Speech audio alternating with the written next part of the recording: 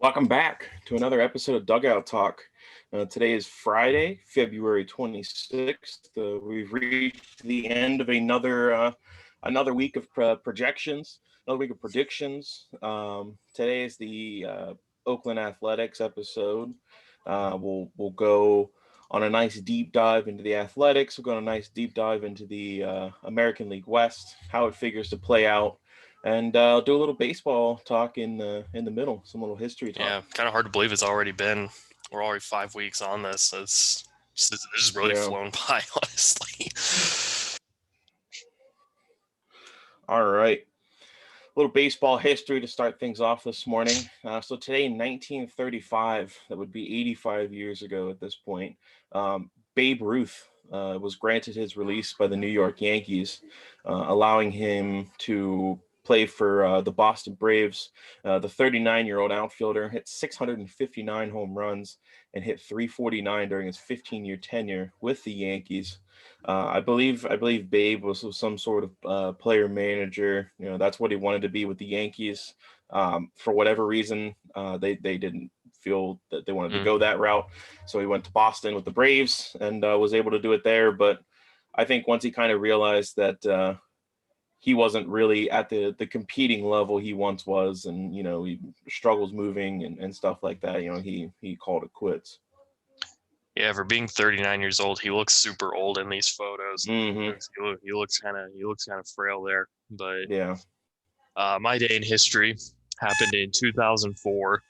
17 years ago today, the Steve Bartman ball, most famously known from the 2003 NLCS Game 6, when he infamously reached over the railing to get a foul ball.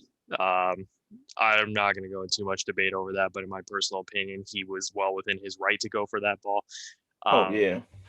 The Steve Bartman ball was blown up at Harry Caray's restaurant in Chicago. The ball's demise is executed by Michael Lantieri, who is a diehard Cubs fan and an Oscar Award winner who worked on special effects for both the Jurassic Park and Back to the Future movies. Yeah. Yeah, so I thought this was kind of neat. I didn't know that this had happened actually. But as you can see here in the top right, there's a picture of the masterpiece that was made by Mr. Lantieri himself. I believe it's in Cooperstown now. But that is cool little thing to see there. But yeah, 17 years ago today. Yeah, I've always been under the impression that I think regardless of who you put in Steve Bartman's seat, probably sort of play for the ball. Yeah, I agree with that. I think, like I said, I think he was well within his right to go after it. I still don't think to this day he was reaching over the railing and interfered with Alu. Yeah. But I am glad that when the Cubs won the World Series, they gave him a ring. Okay. Oh, sorry about that. Yeah, absolutely. Yeah. Absolutely. All right, now we can go ahead. All right, so today we have the Oakland Athletics. We'll be talking about their 2020 season in review, kind of going over how they finished. They finished 36-21. That was good for first place in the American League West. They had great pitching and smart hitting. They finished 14th in batting average, but they also finished top 10 in runs, home runs, stolen bases, walks, strikeouts, on base. So they proved that, despite the fact that you may not have a great batting average as a team, you can still get on base, you can still score runs in plenty of other ways. Definitely a postseason to forget. They lost in the American League Division Series 3-1 to Houston. That definitely could have gone better for them. But they did have a 9-game winning streak from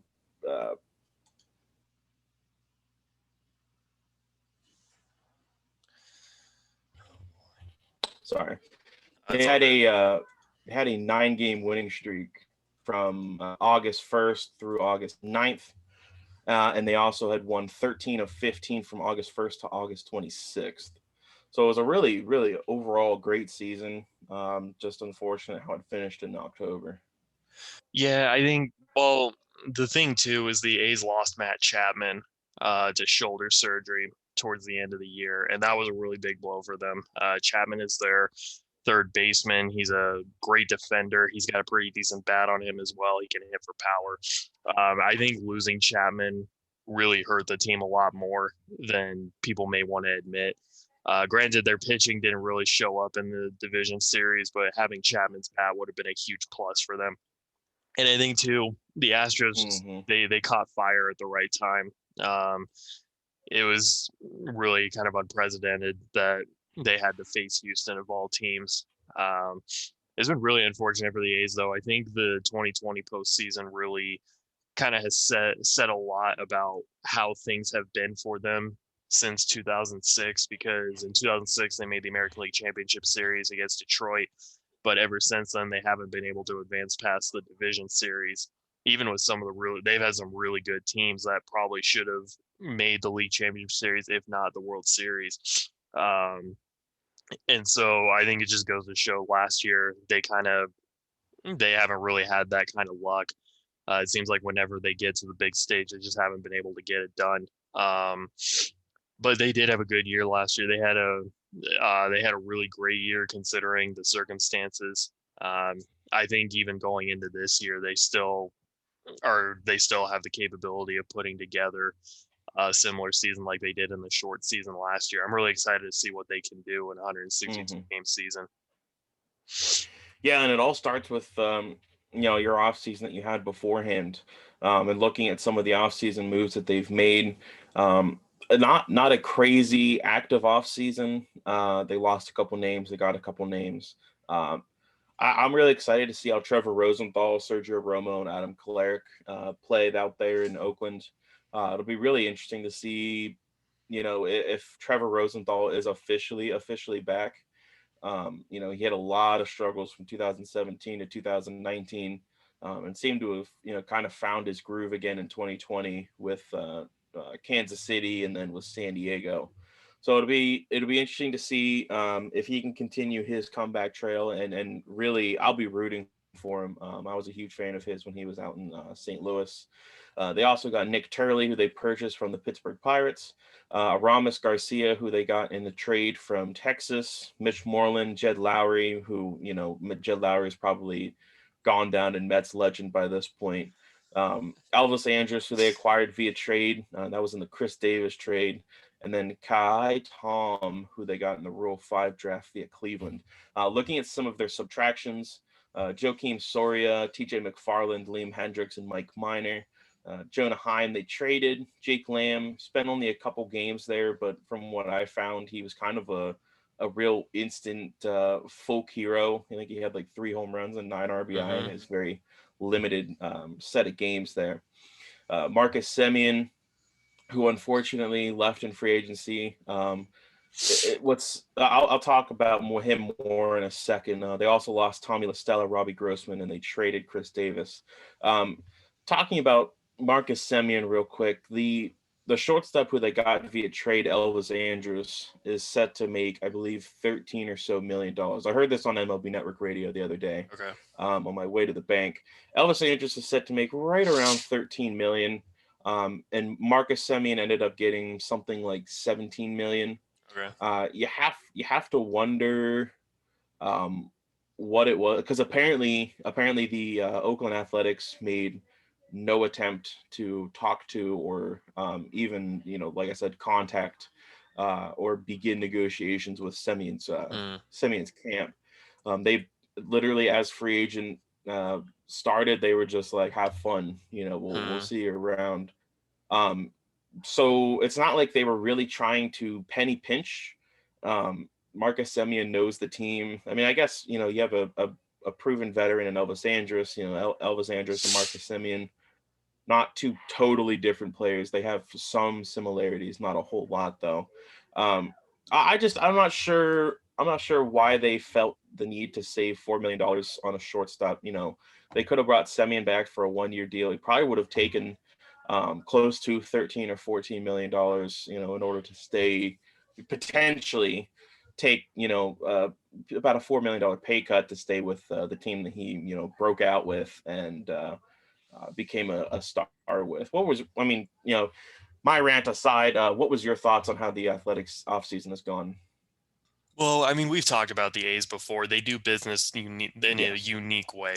Um, Mm-hmm. and it's not that it may look bad to the naked eye, but in a way, they found success the way they do it. And it makes sense why they keep doing it because they can consistently put winning products on the field. Mm-hmm. Um, I think even though they lost guys like Simeon and Liam Hendricks, some pretty big name guys that were real contributors for them this last season, they still went out and replaced those guys with just as good, if not maybe better, talent. I think Marcus Simeon, um, maybe the A's just felt like it was time to move on from him. It's really possible that was the case. We don't know exactly what went down there. Mm-hmm. It is a little surprising they didn't try to offer him anything, but again, they could have been going in a different direction and maybe decided that if Simeon was going to stick around, they didn't want to just sign him to a 1-year deal. Mm-hmm. Um, I think in Toronto, that's what he signed, if I remember correctly. I think it was just a 1-year Yeah, deal it was out one there. year. But Elvis Andrews, he's a good shortstop to have there too. Although I'm kind of surprised that the Rangers Mm-hmm. were willing to trade him to a division rival, especially one that's probably going to be a pain in the neck to them already without Andrews beforehand. But I think what the A's have done this offseason has actually been really good, and I think this is why they're still the team to beat in the division. Trevor Rosenthal had a breakout Mm-hmm. year with the Royals last year. Sergio Romo, he's been a consistently good reliever over time. Adam Kolarek is one of the more underrated relief pitchers. So they've gone out and made reinforcements, and they've just replaced the guys that they lost with new guys that can help them contribute immediately. So I think for me, the A's have been just fine this offseason. I like what they've done. They're staying relevant. They're still trying to make a point that we're still good enough to win the division. And really, their window of opportunity, I don't know how big the window is. Just kind of considering who is in the division, like the Angels and the Astros, Mm-hmm. still figuring to play a big part. The Mariners seem to be up and coming too. So, in a way, this is kind of Oakland's chance to run away with the division. And, um, the moves they made this offseason have shown that that's what they're willing to do. They are doing what they can. And the Mitch Moreland edition has actually been that was probably the one I was most interested about. Because it's not like the A's needed a first baseman. They got Matt Olson, Mm-hmm. who is kind of like Mitch Moreland in a way, just with more power. Yep. Um, so the Moreland signing is a little interesting, but then I was looking and I realized that they didn't really have a DH slot, especially after trading away Chris Davis. And Mm-hmm. it looks like that's what Moreland's going to primarily be doing this year is playing DH. But again, I like what they've done. I actually have really liked the A's for the most part. I like seeing them succeed. I like seeing them kind of be in that mix to run with the division. But yeah, I like what they've done this offseason. I think that it's keeping them relevant, and they're telling people that, hey, we're here to stay. We're here to make noise in that AL West because it is going to get noisy. Yeah, it really has been an Oakland Athletics off season. Yeah, A lot of the guys who are on their additions list are guys you just kind of expect are going to go out to Oakland and just put up like unsurprisingly good numbers. Like exactly. Mitch Moreland will probably hit 28 to 30 home runs. He'll probably hit like 280, and everyone will be like, of course, he's an Yeah. Oakland Athletic now. It's just how they do things. A team's success always starts with how good of an offense they can put on the field. I like mine to start out with Elvis Andrus, the new shortstop. I also think that I think he's going to be a great leadoff hitter. I know he didn't always lead off when he was in Texas, but I think he should be a good leadoff hitter for Oakland. I like Mark Hanna, the left fielder, batting second. Batting third is Matt Chapman. Batting fourth is Matt Olson, the first baseman. Batting fifth, I have Stephen Piscotty, the right fielder. Batting sixth is the DH, Mitch Moreland. Batting seventh, the catcher, Sean Murphy. Batting eighth, the center fielder with arm to go, Ramon Laureano. And then Tony Kemp. I'm really excited that Tony Kemp's finally going to get a chance to be a starting player. Yeah. Um, At one point he was a top prospect, and then, Houston couldn't find him playing time, and seemingly no one could find him playing time. So I'm glad he's going to get an opportunity to start. Yeah, the thing I really like about the A's lineup is this is a very versatile lineup where guys can hit anywhere in the lineup. Um, for me, I like Elvis Andrus as the leadoff guy as well. Mm-hmm. He's always been a top of the order guy for the most part of his career. I think going to Oakland, he'll be a good presence to have there. He has added a little pop to his game Mm-hmm. in recent years. I'm curious to see if that translates over to Oakland because that is a pretty big ballpark. Um, but as a leadoff hitter, who knows? Maybe he changes his style a little bit, kind of goes back to just being a contact hitter. Maybe provides a couple homers here and there.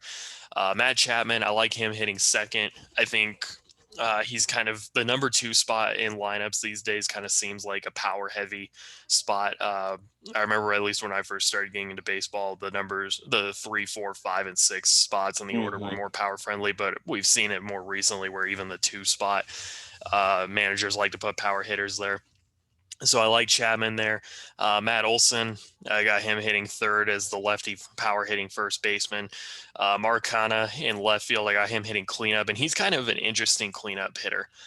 He's not a guy that when you look on paper, you would expect to see him there, but Kana's got some sneaky power. He can actually hit for a decent average too. So Mm-hmm. it's actually a good spot to have him in. But Kana can also hit leadoff. He can hit middle, lower middle of the order. He can hit bottom of the order. I mean, really wherever Bob Melvin wants to put him, Yeah. it's probably going to work out. And Kana's also an independent league product.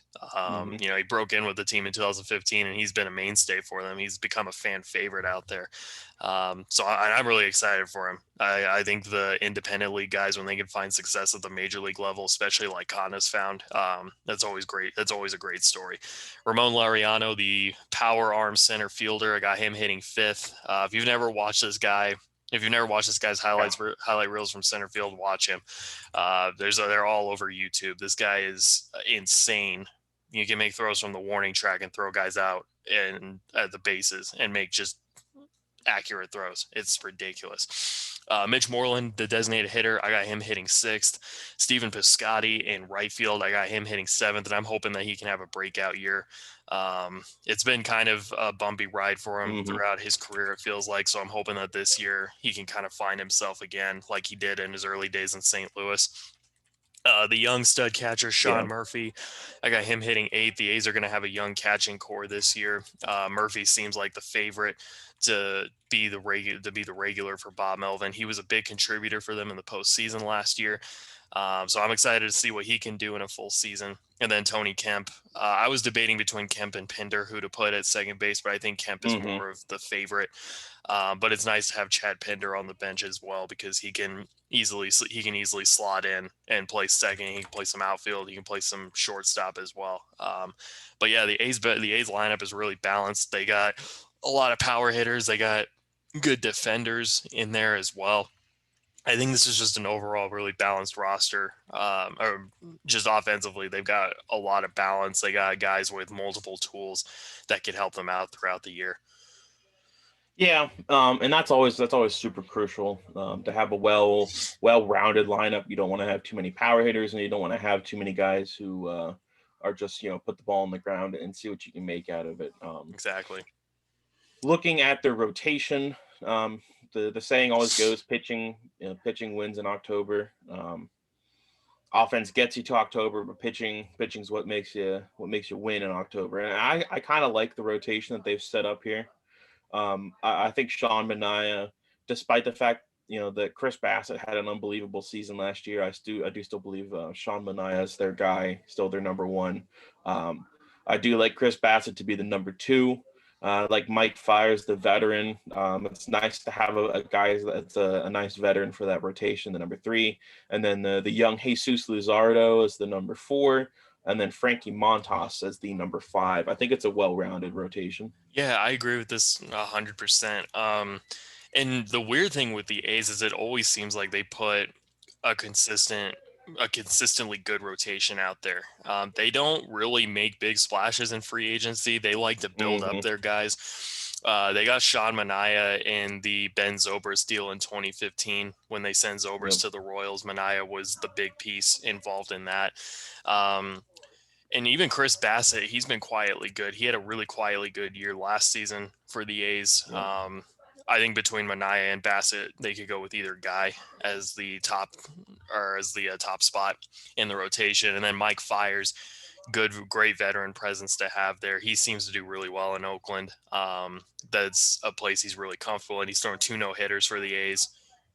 No. He's thrown 1 no-hitter with the A's. He's thrown 2 in his career, but his most recent one was with Oakland. But this is a guy that's very well liked within the team, just around the league in general too. So I like him being that middle guy. And then Jesus Luzardo, this is going to be like his first technical full season pitching. This guy has a really high ceiling on him. I'm really excited to see how things go. The only question I really have, I guess, is would the A's go a 6-man rotation, or is Frankie Montas going to be competing for a starting role? Because Montas was not that great last year, had a 5.6 ERA in a short stint. They have a top prospect in AJ Puck. He's the number 1 prospect in the system right now, and Puck was really good in a short sample size of games last year. I don't see why he couldn't make the team on opening day, but it wouldn't surprise me either if there was a little competition going into spring, because I feel like Montas is young enough. He has to earn that rotation spot. It's not like a lock for him like it'll be for Manaea and Bassett and Fiers. And if AJ Puck has a good spring, and if he can put up similar numbers like he did in his short stint in the major leagues last year, there's not really any reason he shouldn't be on the team. And then Dalton Jeffries is another guy that the A's have. He's another prospect in their system. He looks to be someone they expect to contribute this year with the team. So I put Montas in there, but it is really a toss-up. It could be they could really go with anyone in that spot if they don't feel like Montas is going to be ready for an opening day spot, or if he needs more time to kind of go to the minor leagues and work out some of those kinks. It doesn't mean it's a bad thing, but I think it's something that A's fans should be on the lookout for, because they could see Puck and Jeffries long-term on the team this year, especially if they put up good springs. Yeah, and Frankie Montas, he was breaking out in 2019, and then he got nabbed with a PED suspension that ended his season like halfway through. Right. The biggest reason I'll say as to why I have Frankie Montas instead of AJ Puck is the fact that AJ Puck had some cleanup surgery on his arm. I believe it was in September or something like that. Okay. That was, it showed up on Fangraphs. I looked into it. He's fine. He's ready to go for spring training. But I did see that there is some potential that they'll start out Puck in the bullpen. So that is definitely something to keep an eye on.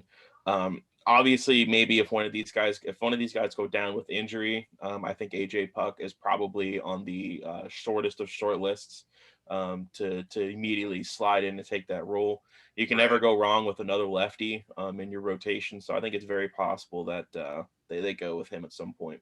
Yeah, you'll see here in a minute. I actually did put Puck in my bullpen to start, but rotation is something to keep an eye on as well. Yeah, I've got him in my bullpen as well. My bullpen shakes down. I think Trevor Rosenthal is probably going to get the opportunity. Maybe they want to see if he's maybe got some of that magic he had in St. Louis as far as closing duties go. Sergio Romo, Jake Dykman, Lou Trevino, they should all be great late innings guys for them. And then Ismaro Petit, Nick Turley, Adam Kolarek, they all figured to be decent middle relief guys. Even JB Wendelken, and then I do have AJ Puck as sort of a 2-inning guy that you need, kind of like what the Yankees have done. Not to say that this will be what he's long term going to be, but like what the Yankees did with Chad Green once they officially moved him to the bullpen. How he was, if it's your starter gets 5 innings and you're up, say 4 or 5 runs, you just want 2 innings from one guy. He's a guy that can do that for you. Yeah, absolutely. My bullpen looks similar. Trevor Rosenthal, I've got him as the opening day closer for right now, but the nice thing is the A's have multiple guys that have closing experience. So it's not like they have to go with Rosenthal, so say, although I would believe he's the favorite, just because he has had more consistent success there.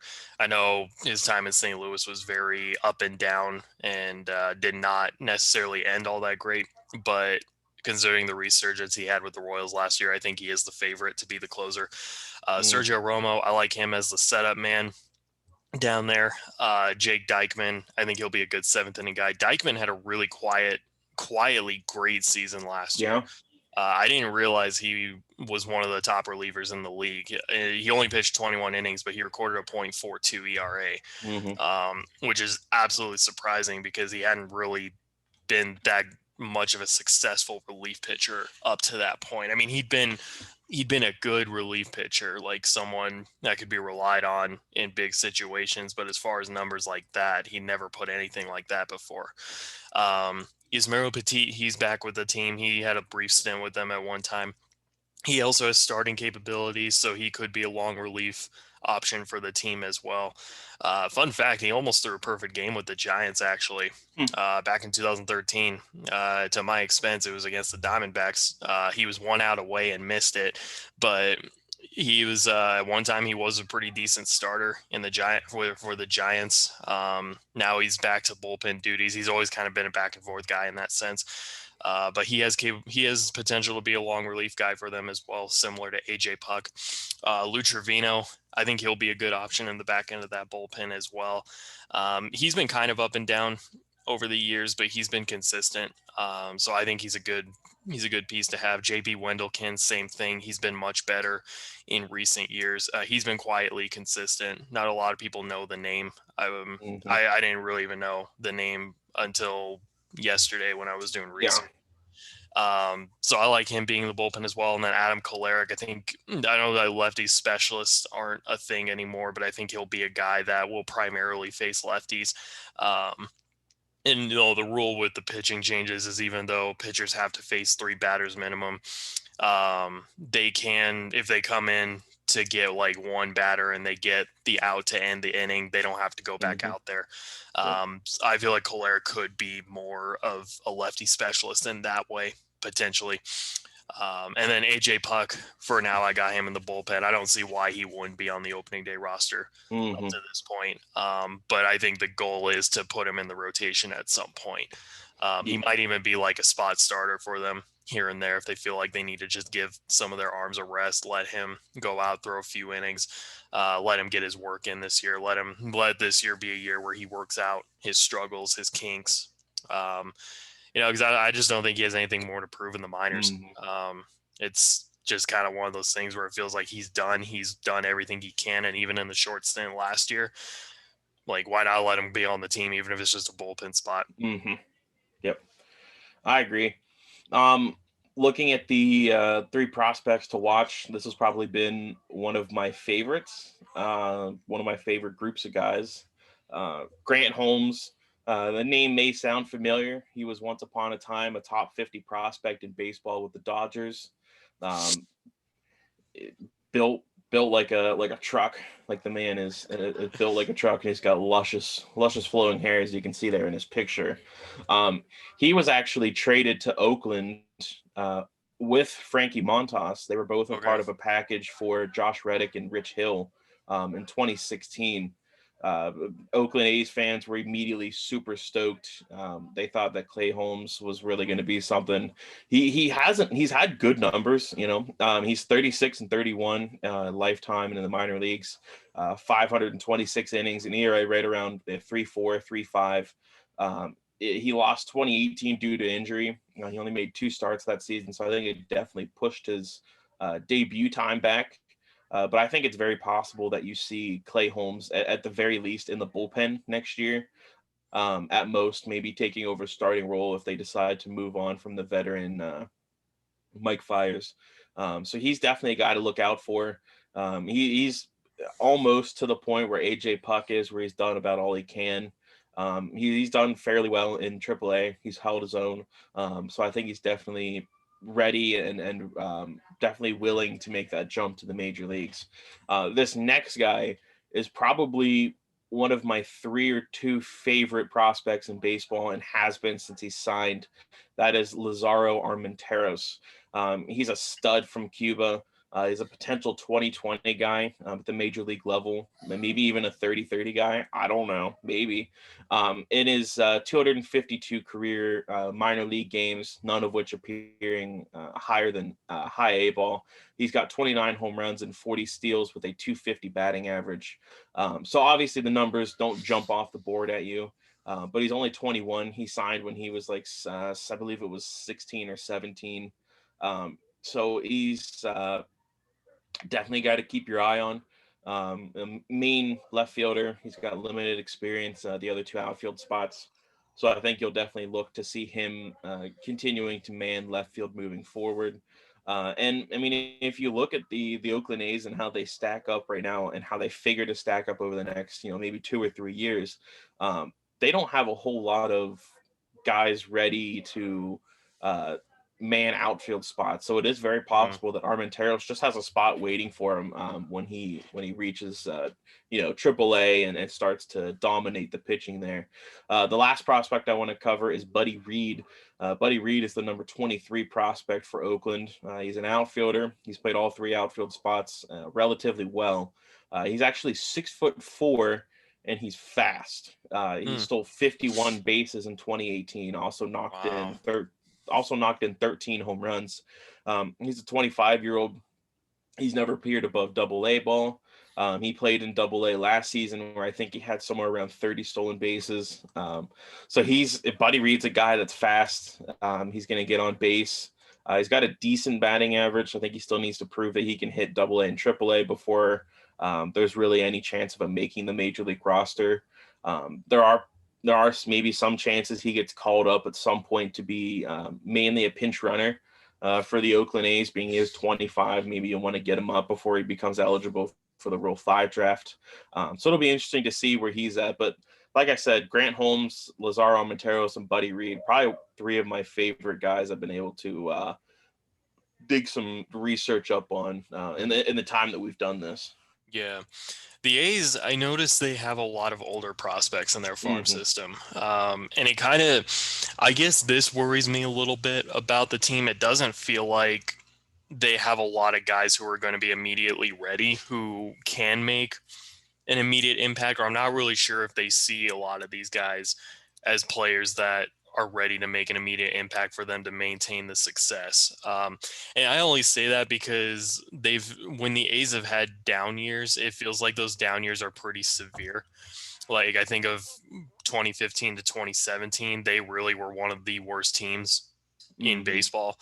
And it just felt like it was because they didn't have prospects that were ready to take over roles. Granted, they did kind of do a tear down at a time when it didn't make sense. But I was just looking through the prospect pool and kind of noticed it seems like they have a lot of older prospects who are at the highest levels, and it's kind of like, okay, are they going to call these guys up or not? And then they have a lot of young guys who have high ceilings, but they aren't going to even be on the team anytime soon. So I guess for me, this was actually kind of difficult to figure out who was going to actually break down, because my prospects are actually younger for once. I've normally gone older for whatever reason, but this time I went the younger route. And the first guy I want to take a look at is their number 4 prospect, Nick Allen. Nick Allen, he doesn't have the most stellar minor league numbers, so say, but he is on the rise. And I think this is a guy that they probably do see as their future shortstop / second baseman when he's ready to make the jump. The highest level of ball he's played is high A. He's 22 years old. He's played 228 games already up to this point. He has a 324 on base percentage, 349 slugging percentage, only 4 home runs. So this guy has very little power to him. He's more of a contact hitter, speed guy. 73 RBI, 165 strikeouts, 75 walks though, 44 stolen bases in those 228 games. I think if you give him a full slate of games, he's probably going to get more stolen bases. A 258 average right now, but in 2019 he did hit 292. So I think the bat is starting to make its rounds. This is a guy that he seems like he's got a pretty good ceiling on him. I don't expect to see him on the team this year. I don't even know if I'd expect to see him on the team next year. But if this guy keeps the upward trend going, at least with the bat, and if he can keep compiling those stolen bases, I think he could be on the big league roster sooner rather than later. The next guy I wanted to look at is the number 9 prospect, Junior Perez. This guy, I think this guy has a lot of potential to be really good for this team if they decide to keep him around. He might even be coveted in trade talks if the A's try to go down a route where they want to improve the roster. This guy could be someone included in trade talks, but he's a 19-year-old. His highest level played is rookie ball. He's played 112 games up to this point. 351 on base percentage. He has 14 homers and 65 RBI, so he does have some power to him. He will drive in runs. He's got 392 slugging percentage. He does have 139 strikeouts, so he does have a little bit of a strikeout issue, but 77 walks. So he has a pretty decent eye at the plate still. They just need to get him to cut down on his strikeouts, because 139 strikeouts in 112 games is a lot. Especially for a rookie ball. That's something, but he's young enough they can easily work on that with him. 23 stolen bases, so he's got a little speed to him as well. He's only a 223 hitter, but in 2019 he did hit 268. So I think the bat is also coming around for him. Okay. And I imagine he will probably start at single A. I don't know if he's going to, I doubt he'll be in rookie ball this year. So single A is where I look for him to start. Honestly, if he can keep this upward trend going, he might speed up the process and make it to the big leagues really soon.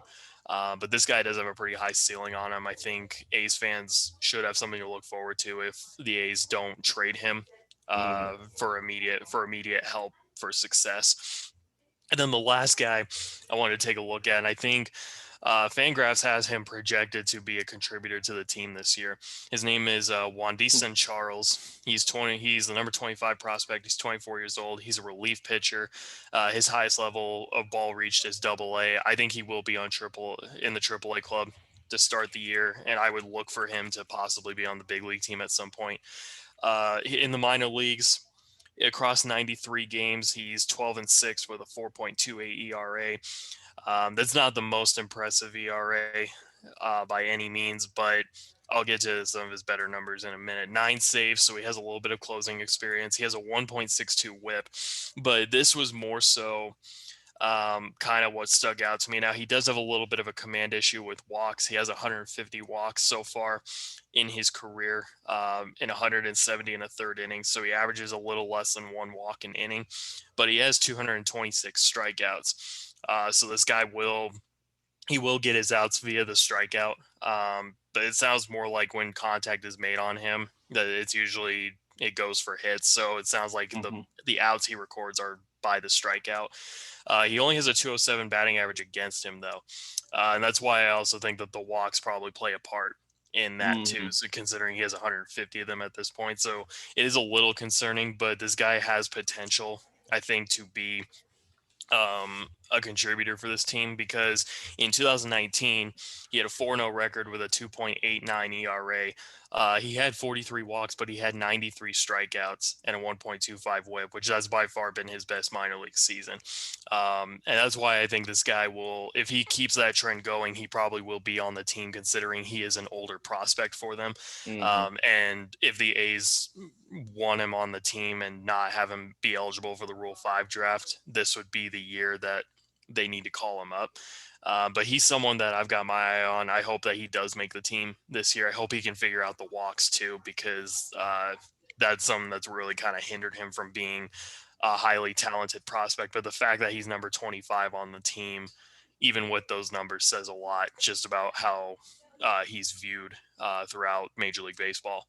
Yeah. Switching over to our American League West standings predictions for the 2021 season. Angels fans, get ready. I have you guys projected as the American League West champions, 96-66 record. I have the Oakland A's right behind them. They'll probably be on their neck and then maybe ahead of them at some points. But I think they'll finish just behind them at 92-70. I have the Houston Astros sitting at 500 at 81 and 81. Seattle Mariners, I have them sitting at a 78 and 84 record. And then the rebuilding Texas Rangers, I have them at a 57 and 105 record for this season. I was really debating between the Angels and the A's. I think these two teams are going to be duking it out all year long. Mm-hmm. It's going to be fun to watch these two teams play each other.